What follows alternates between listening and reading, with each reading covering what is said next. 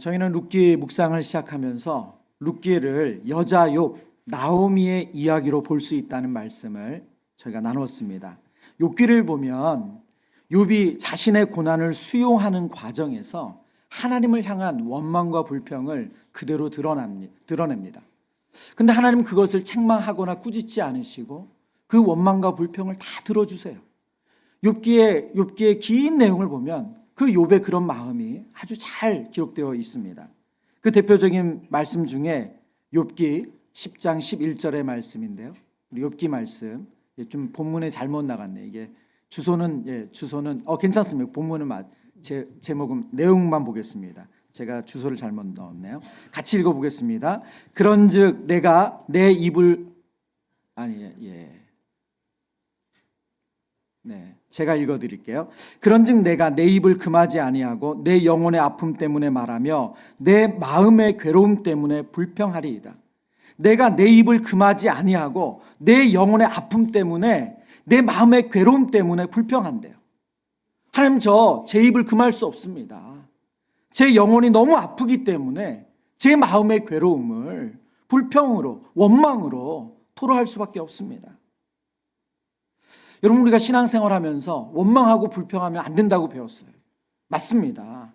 원망과 불평으로 일관하는 태도는 바른 신앙생활하는 모습이 아닙니다. 이스라엘 백성이 출애굽하는 그 과정에서 하나님께 원망과 불평함으로 징계를 받았습니다. 그러면 하나님은 이랬다 저랬다 하는 것인가요? 욥의 원망과 불평은 하나님께서 그에게 허락하신 고난을 수용하는 과정에서 하나님 앞에 자신의 감정을 토로하는 거예요. 누구를 향한 비난, 누구를 향한 판단이 아닙니다. 욥의 주인, 하나님이 욥의 주인이신 것은 바뀌지 않았어요. 그러나 그에게 주어진 고난이 너무 고통스럽고 아프기 때문에 이 고난을 이해하고 싶어요. 받아들이고 싶어요. 그런데 잘 안 돼요. 그래서 하나님 앞에 자신의 해결되지 않는 마음을 쏟아놓는 것입니다. 우리가 특세 기간에 말씀을 묵상하면서 그랬지만, 그래서 저와 여러분이 하나님 앞에 솔직하게 우리의 마음에 있는 것을 토로할 수 있어야 돼요. 감추는 것이 아니라, 척하는 것이 아니라 하나님 앞에, 하나님, 저 이런 상태예요. 저 이렇습니다. 그걸 이야기할 수 있어야 합니다. 욥기는 그 고난의 문제를 하나님의 절대 주권으로 욥의 그 마음의 문제를 해결해 주세요.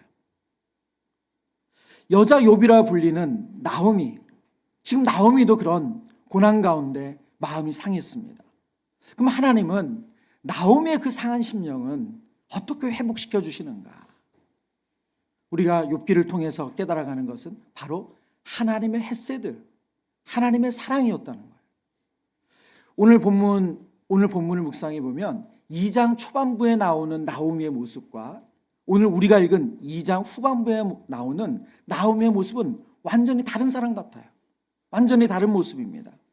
2장 초반부에 며느리 룻이 시어머니에게, 어머니, 저 다른 사람의 밭에 가서 은혜를 입으면 이삭이라도 죽기를 원합니다. 저 그렇게 해도 될까요?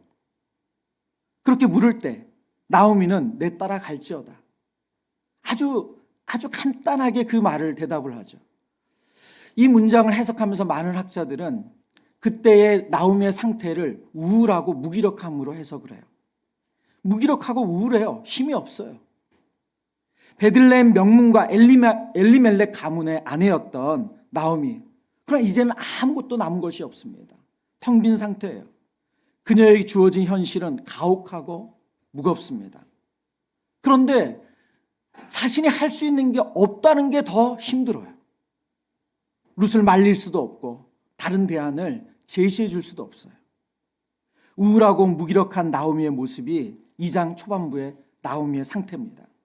그런데 오늘 우리가 읽은 이제 이삭 죽기를 하고 마치고 돌아온 며느리를 만난 그 나오미의 모습은 완전히 다른 모습이에요. 19절부터 22절까지 23절까지 나오는 나오미의 모습을 보면 되게 수다스럽습니다. 계속해서 말을 해요. 예? 그리고 활력이 넘쳐요. 여러분, 사람이 밥 먹고 힘이 난 걸까요? 무엇이 그녀를 이렇게 다른 모습으로 그녀에게 생기를, 활력을, 소망을 주었을까요? 꼭 죽었던 사람이 살아난 것처럼 전혀 다른 모습의 나오미를 우린 성경을 통해서 봅니다. 그래서 어떤 신학자들은 이런 나오미의 모습을 부활이라고 설명해. 부활이다. 나오미가 죽었다가 살아난 것이다. 무엇이 그녀를 다시 부활시켰습니까? 앞서 설명드린 것처럼 하나님의 헤세드, 하나님의 사랑이었어요. 룻기 2장 18절 19절 말씀, 2장 18절 19절. 그것을 가지고 성읍에 들어가서 시어머니에게 그 주운 것을 보이고 그가 배불리 먹고 남긴 것을 내어 시어머니에게 드리매 시어머니가 그에게 이르되 오늘 어디서 주었느냐 어디서 일을 하였느냐 너를 돌본 자에게 복이 있기를 원하노라 하니 룻이 누구에게서 일했는지를 시어머니에게 알게 하여 이르되 오늘 일하게 한 사람의 이름은 보아스니라 하는지라. 18장 시작하면서 가장 중요한 단어가 뭐냐면 그것을 가지고입니다. 그것을 가지고 성읍에 들어갔어요. 그리고 그 주운 것을 보였습니다. 그런데 그것을 보면서 시어머니 나오미의 모습이 달라지기 시작해요. 여러분, 그것은 무엇입니까? 그것은 바로 17절 후반부에 나오는 보리 한 에바예요. 보리 한 에바. 이 에바라는 단위는 지금으로 환산하면 한 22리터 정도 된다고 해요. 22리터. 여러분, 무게로 계산하니까 약 17kg 정도 되는 겁니다. 그러니까 우리가 쌀을 10kg, 20kg 이렇게 사잖아요. 그러니까 대략 감이 오실 거예요. 그러면 왜 이것이 나오미에게 그렇게 큰 변화를 줄 만한 일이었는가? 나오미의 대답에서 우리는 나오미가 왜 이렇게 놀랐는지를 알 수가 있어요. 나오미가 첫 번째 이렇게 묻죠. 오늘 어디서 주었느냐? 오늘 어디서 주었냐? 너 이거 주운 거 맞아? 꼭 이렇게 묻는 것 같아요. 너 어디서 주었느냐? 그리고 그 다음은 주운 것이 아니라 일했다고 물어요. 어디서 일을 하였느냐? 그리고 마지막에 가서는 뭐라고 말합니까? 너를 돌본 자가 복이 있기를 원하노라. 이거는 주운 것도 아니고 일해서 얻을 만한 양이 아니라는 거예요. 보리 한 에바, 하루 온종일 아무리 허리를 굽혔다 펴지 않고 일을 한다 할지라도 아무리 했어도 22리터나 되는 보리 한 에바는 그냥 사람이 일해서 얻을 수 있는 양이 아니라는 거예요. 이건 누군가 돌봐줬기 때문에 가능하다는 거예요.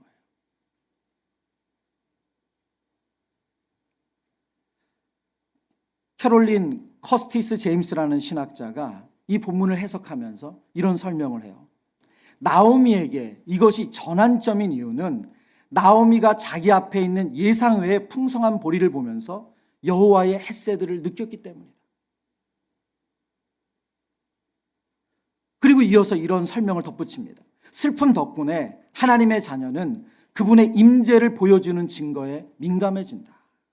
어둠 속에서 우리는 하나님이 보내주시는 아주 작은 신호라도 보기 위해서 안간힘을 쓴다.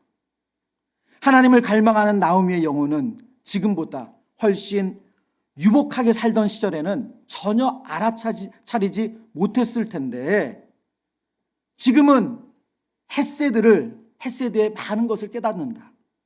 본질적으로 나오미는 죽은 자들 가운데서 다시 살아난 것이다. 여러분, 지금 나오미는 보리 한 에바, 며느리가 이삭 주우러 간다고 했을 때 뭐라고 말릴 수도 없고 그러나 대안이 없기 때문에 무기력하게 보내줄 수밖에 없었어요. 그러나 며느리 손에 들려진 보리 한 에바를 보면서 지금 무엇을 발견한 거예요? 아, 하나님이 여전히 날 사랑하시는구나. 하나님이 날 돌보고 계시구나. 지금 며느리가 혼자 애써서 가져온 양이 아니라는 거예요. 이거는 하나님의 임재이고 하나님의 사랑이고 하나님의 돌보심이라는 거예요. 하나님 나를 미워하시는 것이 아니구나. 하나님 나를 여전히 사랑하시는구나.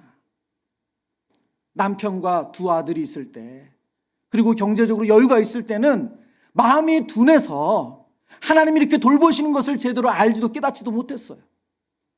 그런데 모든 것이 무너지고 마음이 텅 빈 상태가 됐을 때 하나님 앞에 절박한 상황에 놓여서 영적으로 민감해져 있는 이때 그 보리 한 에바를 보면서 나오미가 살아났다는 거예요. 아, 하나님 저를 잊지 않으셨군요.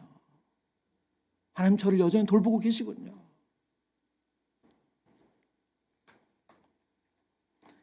그렇게 준비된 민감해진 영적인 마음으로 보면 지금 며느리가 가져온 식량은 그냥 많은 양의 보리가 아니라 하나님의 은혜입니다.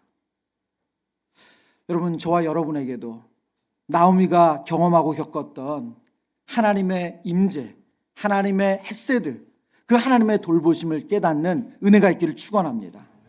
하나님 앞에서 우리의 영적인 민감함이 회복되어서 여전히 우리를 사랑하시고 돌보시고 보리 한 에바를 준비해 주시는, 그래서 그것을 통해서 하나님의 은혜를 깨닫는 저와 여러분 되기를 축원합니다.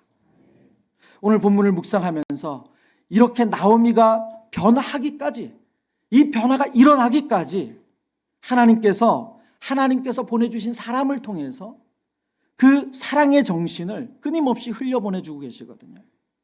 보아스를 통해서, 룻을 통해서. 오늘 변화를 부르는 사랑의 정신, 이 나오미의 이 닫혀진 마음, 굳어진 마음, 냉소적인 마음, 그 무너진 마음에 다시금 불을 지피는 변화를 일으키는 그 사랑의 정신을 묵상하기를 원합니다. 변화를 부르는 사랑의 정신 첫 번째는 겸손과 온유입니다. 오늘 2장의 가장 많은 내용은 룻이 보아스의 밭에서 일을 하면서 겪은 일이에요. 우리는 어제 그 내용의 일부를 묵상했습니다. 보아스와 룻의 대화 속에서 하나님께서는 보아스를 통해서 하나님의 헤세드를 보아스를 통해서 룻에게 흘려보내고 있습니다. 제가 어제 하루 온종일 이 2장의 말씀을 정말 몇 번을 읽었는지 몰라요. 그리고 이제 2장과 연계해서 3장, 4장까지 계속 반복적으로 있는데 정말 보아스의 매력에 흠뻑 빠졌어요. 예. 갑자기 옛날에 연예인 생각나더라고요. 나의 매력이 어디? 막 이러면 생각이 났는데. 네, 정말 이 보아스의 매력에, 여러분, 추수가 한참 진행 중에 있습니다. 그러다가 이제 보아스가 일손을 멈추고 일꾼들과 함께 식사 자리를 마련하죠. 근데 밥을 먹는데 그 밥을 먹을 때 초대받지 못한 사람이 있어요. 누구죠? 룻이죠. 왜요? 일꾼이 아니잖아요. 말하자면 정식 직원이 아니에요. 그 식사 자리에 앉아서 같이 밥을 먹을 자격이 없는 사람이에요. 그런데 14절입니다. 식사할 때 보아스가 룻에게 이르되 이리로 와서 떡을 먹으며 내 떡 조각을 초에 찍으라 하므로 룻이 곡식 빼는 자 곁에 앉으니 그가 볶은 곡식을 주매 룻이 배불리 먹고 남았더라. 모두가 앉아서 식사 자리에 앉아서 밥 먹을 준비를 막 하고 있어요. 룻은 뭐 하고 있었겠어요? 여전히 이삭을 죽고 있었겠죠. 예. 한 알갱이라도, 정말 한 톨이라도 더 가져가야지 시어머니와 본인이 먹고 살 거 아니에요. 그것을 본 보아스가 룻을 식탁의 자리로 초대합니다. 와서 먹으라고 말해요. 그리고 반찬까지 내주면서 같이 먹으라고 이야기해요. 그리고 룻이 배불리 먹고 남았대요. 한 성경학자가 여기서 이 볶은 곡식을 주매라는 이 단어만 가지고 연구를 하신 거예요. 근데 이 추다라는 단어가 성경에서 딱 한 번 여기서만 쓰였대요. 용례가 없는 단어라는 거예요. 그런데 이 히브리어 주다라는 단어를 70인역이라고 해서 히브리 성경을 헬라어로 번역한 70인역 번역이 있습니다. 그 번역의 버전을 가지고 이분이 어떤 번역을 했냐면 그냥 주는 게 아니라 룻 앞에 쌓아주었다는 거예요. 예, 쌓아주었다는 거예요. 그러니 배불리 먹고 남았다는 거예요. 제가 어제 이 본문 묵상을 하는데 드라마가 생각나더라고요. 응답하라 1988. 우리 덕선이 어머니. 뭘 해도 쌓아놔요. 예. 배불리 먹고 남았더라. 초대받지 않은 손님, 말 그대로 객, 이방인인 그녀를 한 인격으로 존중하면서 그녀를 같이 식탁의 자리에 먹을 수 있게 해주었어요. 성경학자들은 이 식탁 공동체에 대한 많은 연구를 내놓았습니다. 그 중에 하나가 이 가부장적인 문화 안에서, 그리고 철저히 계급사회인 이스라엘 안에서 이 그림이 일반적이지 않다는 거예요. 보아스가 보이는 이 그림이. 여러분, 이스라엘의 이 계층을 16개로 나눴더라고요. 예. 이스라엘의 계층이 16개예요. 그 중에 모압 여인은 16번째예요. 가장 상위 계층에 속하는 보아스가 가장 하층민인 모압 여인과 같이 앉아서 식사를 한다? 당시 문화에서는 있을 수 없는 일이라는 거예요. 주인인 그가 일꾼들, 종들과 함께 식사 자리에 앉는 것만으로도 대단한데 모압 여인을 그 자리에 초대해서 같이 먹고 마신다? 예수님께서 바리새인들에게 왜 비난을 받았습니까? 주인들과 같이 먹는다고 비난을 받았잖아요. 사람들이 부정하다고 말할 수 있고 이해할 수 없는 그 모압 여인 룻과 함께 그 자리에 앉아서 식사를 한 거예요. 이것은 꼭 예수님이 제자들의 발을 씻겨주시면서 겸손히 그들을 섬기고 그 사랑을 보여주신 겸손한 태도, 겸손한 사랑을 보여줍니다. 룻이 보여주는 사랑은 이런 겸손한 사랑이었다는 거예요. 그런데 룻의 보아스의 보여준 사랑은 이런 겸손한 사랑이었습니다. 근데 제가 앞서 말씀드린 것처럼 보아스의 매력이 이게 끝이 아니에요. 계속됩니다. 15절 16절 볼까요? 우리 15절 말씀 같이 읽습니다. 룻이 이삭을 주우러 일어날 때에 보아스가 자기 소년들에게 명령하여 이르되 그에게 곡식단 사이에서 죽게 하고 책망하지 말며 또 그를 위하여 곡식 다발에서 조금씩 뽑아버려서 그에게 줍게 하고 꾸짖지 말라 하니라. 아멘.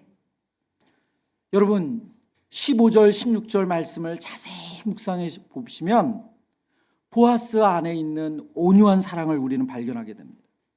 여러분 온유라는 단어는 부드럽다라는 뜻을 가지고 있거든요. 그런데 이 성경이 말하는 부드러움은 그냥 kindness, 친절함이 아니에요. 자신에게 힘이 있어요. 예, 자신에게 지식이 있어요.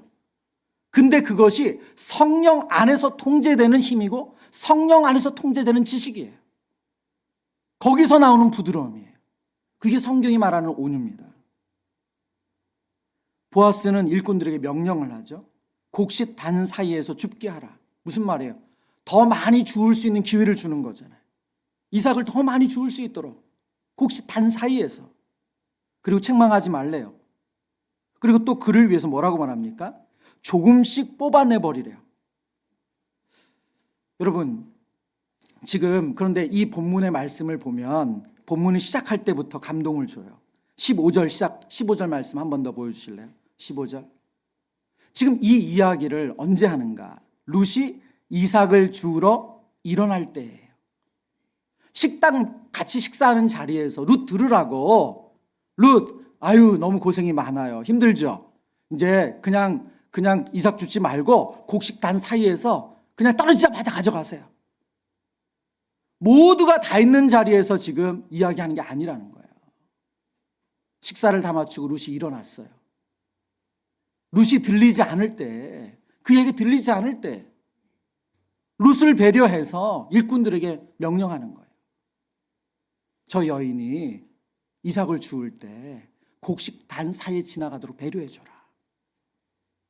그리고 또 뭐라고 말합니까? 곡식 다발에서 조금씩 뽑아버리래요. 여러분 여기서 너무 은혜가 되는 것은 조금씩이에요. 무슨 말입니까? 티나지 않게. 룻의 자존심을 지켜주고 있어요. 룻을 존중해주고 있어요. 그러면서도 그의 필요가 채워질 수 있도록, 그가 넘치게 가져갈 수 있도록. 여러분 보아스 같은 재력이 있고 보아스 같은 힘이 있는 사람이라면 하루 다 끝날 즈음에 룻에게 그냥 보리 가마니 하나 탁 준비해가지고 가져가세요. 여러분 그럴 수 있지 않겠어요? 그것으로도 충분히 자기의 덕스러움과 자기의 후함을, 자기의 인자함을 드러낼 수 있지 않을까요?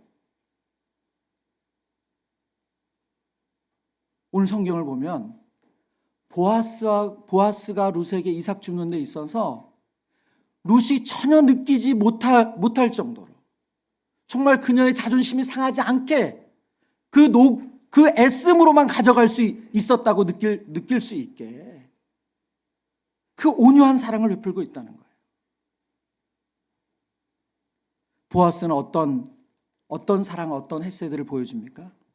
겸손과 온유함입니다.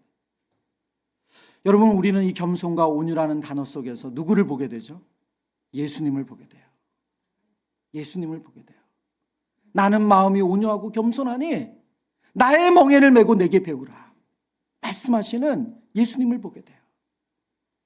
보아스는 오실 예수 그리스도의 그림자처럼 오늘 성경에서 그 겸손하고 온유한 사랑을 보여주고 있다는 거예요.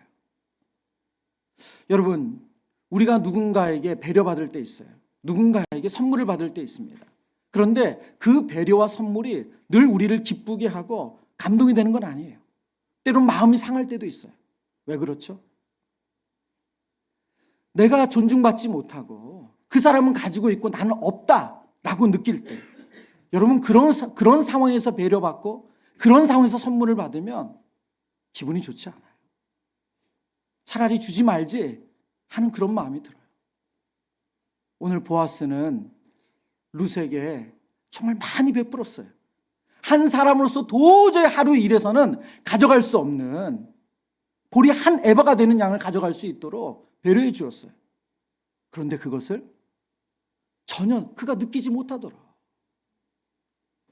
그 사람이 그렇게 했어 라고 티나지 않게 그녀가 수고하고 애써서 가져갈 수 있다고 느낄 수 있도록, 이것이 보아스가 보여준 겸손과 온유함입니다. 교회 공동체 안에서 사랑과 배려가 많이 흘러갑니다. 교회는 서로 사랑하는 곳이기 때문에 그렇습니다. 그 사랑이 서로를 세워주는 것이 아니라 나는 가진 사람, 당신은 없는 사람으로 여겨진다면 그것은 세우는 것이 아니라 무너뜨리는 거죠. 여러분, 그래서 우리가 교회 안에서 누군가 돕고 사랑할 때도 정말로 겸손과 온유함으로 하셔야 돼요. 그 피로가 보인다고 내 입장에서 그분에게 무턱대고 어떤 친절, 배려는 사랑이 아닐 수도 있다는 거예요. 이제 내일도 보아스에 대한 내용들 또 계속해서 우리가 묵상을 할 텐데, 오늘 성경은 보아스의 모습을 통해서 겸손과 온유의 모습으로 우리에게 오신 예수님의 모습을 보여주고 있습니다. 저와 여러분 안에 이 보아스의 헤세드, 겸손과 온유의 사랑이 있기를 축원합니다. 두 번째, 변화를 부르는 사랑의 정신은 철저한 복종입니다. 룻기 2장 22절과 23절입니다. 나오미가 며느리 룻에게 이르되 내 딸아 너는 그 소녀들과 함께 나가고 다른 밭에서 사람을 만나지 아니하는 것이 좋으니라 하는지라. 23절 함께 읽습니다. 이에 룻이 보아스의 소녀들에게 가까이 있어서 보리 추수와 밀 추수를 마치기까지 이삭을 주우며 그의 시어머니와 함께 거주하니라. 아멘. 앞서서 나오미의 이 상황이 우울함과 무기력함 돼 있었다고 말씀드렸어요. 그러나 보리 한 에바를 보면서 나오미가 살아났어요. 정말 절박하고 가난한 마음이 있었기 때문에 그 보리 한 에바는 사람의 수고로 얻은 것이 아니라, 하나님이 도우시는구나, 이건 하나님의 헤세드구나, 그것을 깨닫고 나오미가 살아났어요. 살아난 나오미가 지금 며느리에게 조언을 하고 있습니다. 어떤 조언을 하냐면, 내 딸아 너는 그의 소녀들과 함께 나가고 다른 밭에서 사람을 만나지 아니하는 것이 좋으니라. 이것은 앞서서 보아스가 다른 밭 가지 말라라는 말을 룻에게 했고, 룻은 그 말을 시어머니에게 전했기 때문이에요. 그 말을 받아서 지금 시어머니 나오미가 룻에게 다시 권면을 하는 거죠. 내 딸아 다른 밭에 가지 말고 지금 보아스가 있는 그 소녀들에게 가고, 그리고 다른 사람 만나지 않는 것이 좋겠다. 그런데 오늘 본문 23절에 보면 바로 이어서 이렇게 기록하죠. 이에 룻이 보아스의 소녀들에게 가까이 있어서. 오늘 성경은 접속사 베라는 히브리어를 사용해서 이에, 지금 시어머니의 말이 떨어지기가 무섭게 그것이 바로 그대로 룻이 그대로 순종했다는 거예요. 여러분, 제가 이 말씀을 묵상하는데 한 성경학자가 이런 질문을 했어요.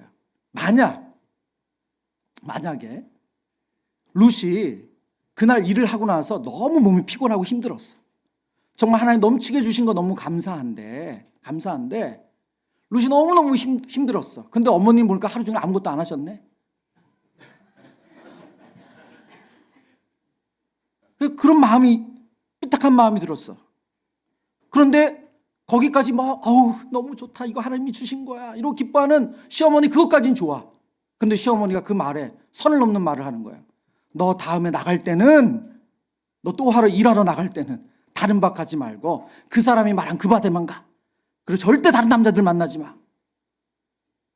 이 말을 어떻게 받았을까?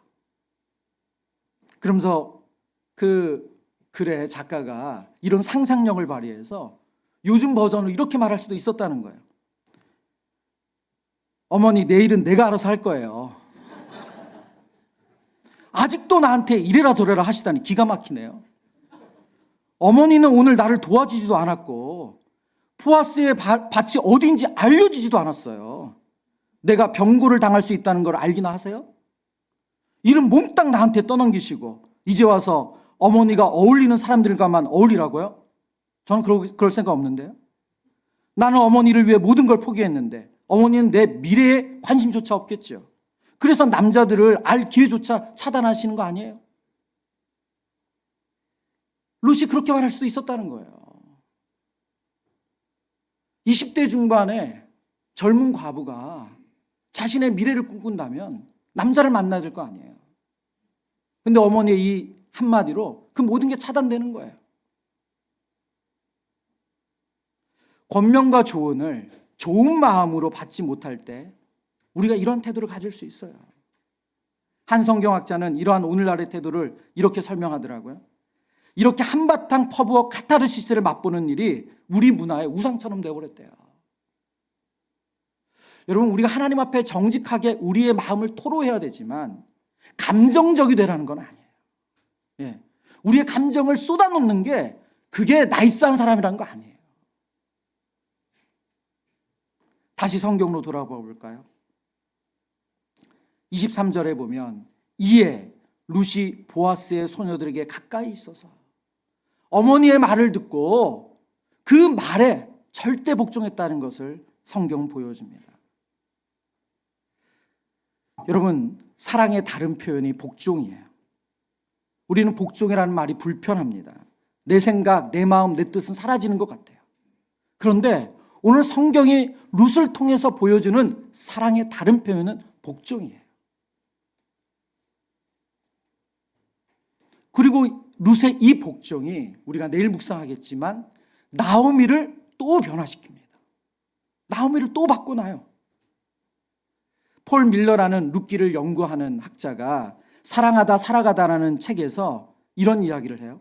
우리 시대는 복종보다는 내 기분, 내 내키는 대로 하고 싶은 길, 그것을 하는 것이 너무 익숙하다는 거예요. 그러다 보니까 사람들이 그 자신의 삶이 불공평하다고 느낄 때 5가지의 안 좋은 방법을 선택한다는 거예요. 5가지 안 좋은 방법, 첫 번째가 뭐냐? 자기연민이에요. 자기연민. 피해의식을 품는 거예요. 이것을 안으로 굽어진 긍휼이라고 말합니다. 긍휼히 여기는 건 좋아요. 우리 자신도 스스로 긍휼히 여겨야 됩니다. 그러나 안으로 굽어진 긍휼은 자기연민, 자기를 망가뜨리는 거예요.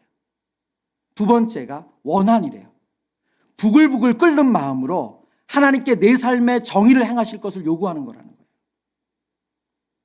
원한을 품는 거예요. 세 번째는 냉소와 조롱입니다. 상대를 조롱하여 균형을 회복하는 거예요. 예. 무슨 말입니까? 내가 지금 힘들어요. 내가 아파요. 그럼 남이 잘 되는 걸 보면서 계속 냉소와 조롱한다는 거야. 그거 언제까지 잘 되나 보자. 그래 너도 똑같이 나처럼 당할 거야. 이런 냉소와 조롱을 가진다는 거예요. 네 번째는 험담과 비방입니다. 내 고통을 보고 공감해 줄 사람들로 공동체를 만든대요. 나처럼 냉소적인 사람들, 원망이 많은 사람들 모여서 그 얘기를 계속 만들어낸다는 거예요. 그리고 5번째는 정서적 복수래요. 내 마음을 거두어 들여서 상대에게 벌을 가하는 거라는 거예요. 무슨 말입니까? 우리가 서로 사랑하며 살아야 되는데 그 주는 사랑도 거절하는 거예요. 그래서 상대방에게 복수를 하는 거예요. 여러분, 그러면서 이 신학 폴 밀러라는 이 학자는 그래요. 룻도 충분히 이런 마음 가질 수 있는 상황이었다는 거죠. 왜요? 자신 어머니만 남편을 잃은 게 아니잖아요. 룻도 남편을 잃었고 자신에게 미래가 없고, 그리고 이방 땅 베들레헴에 와서 이렇게 정말 아무것도 없는 채 살아가고 있잖아요. 근데 룻은 그 5가지 악수를 둔 것이 아니라 어떤 길을 선택했어요? 사랑하는 길을 선택했고, 그 사랑의 방법이 복종이었다는 거예요.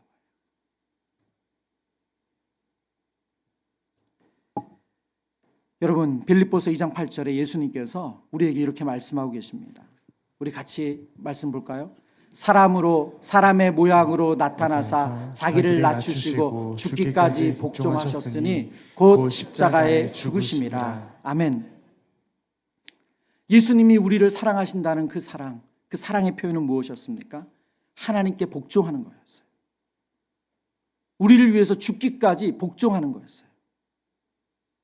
자기 연민, 원한, 냉소와 조롱, 험담과 비방, 정서적 복수가 아니라 하나님을 향한 우리를 위한 사랑을 복종으로 보여주신 거였습니다. 그것이 우리를 변화시켰어요. 말씀을 정리합니다.